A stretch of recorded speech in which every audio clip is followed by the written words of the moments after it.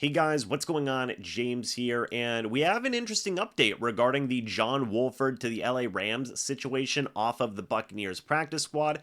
Now, the exact opposite is happening. Diana Rossini has reported, and multiple other people have followed up with this, that John Wolford is signing to the Buccaneers' 53-man roster over joining the Rams on their 53-man roster. So a pretty interesting situation there. I am going to go ahead and show you guys Greg Auman's tweet just because I had a little bit of a conversation with Auman here about the idea of a follow-up move or a corresponding move, something along those lines.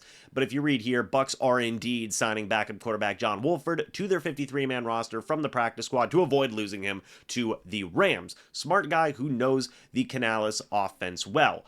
First off, this is a huge testament to how much Dave Canales and the Bucs value, right, John Wolford and what he brings to this Buccaneers offense. We saw Wolford in the preseason. We saw Wolford throughout the offseason. Like, Wolford is a good quarterback in this system. And again, you know, to put him on a 53-man roster, to have a third quarterback just so you don't lose him to the LA Rams, a team who is probably in need of a backup quarterback right now after Matthew Stafford's dealing with his injury types of concerns, again, speaks volumes to the level of trust, to the level of, I guess just overall, you know, ability of John Wolford in this offense and just how much they like the guy, you know, for lack of a better way of phrasing it.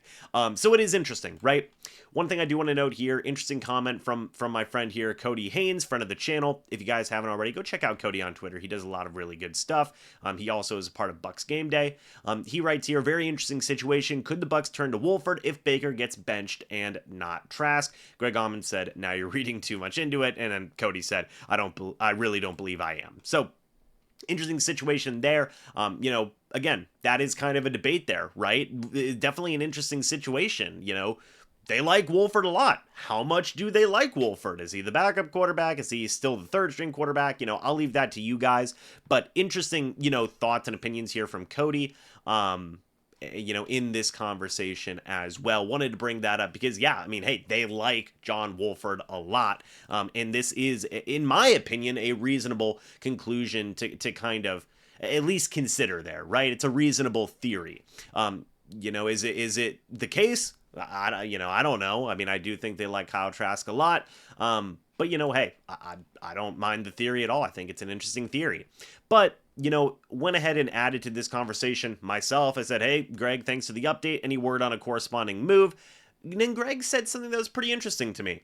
He said, I think they'd wait until 3:59 tomorrow. Never know what else shakes out between now and then. Now we see Bryce Daniels joining in on the conversation. Do you think the Bucs can make any moves tomorrow? If they do, what moves could you see with the cap space? Would it be possible to trade for Cook if he came cheaper? Greg Auman said, not sure what to expect. I'd be surprised if they make a move for Cook, even at a discounted salary. Is it likely they make a move for someone? This is what Greg Auman said here. Hard to know. There are a few players they can cut and likely get back on the practice squad.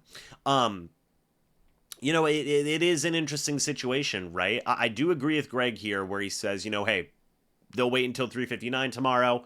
Never know what's going to shake out between now and then. I assume this is definitely like a handshake type of agreement for now. Like, hey, we're going to bring you in and then we'll figure out what happens after that. Trade deadline's tomorrow at 4. So we may have some more news coming in tomorrow. If they're trading for somebody, if they're trading away somebody, who knows?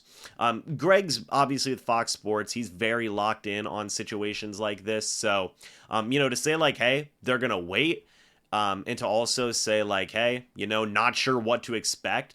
All of that speaks to, and even this right here, hard to know. There's a few players they can cut and likely get back on the practice squad. Like, all of that leaves the door open for a possible move to be made. Now, is this to say that they are going to make a move?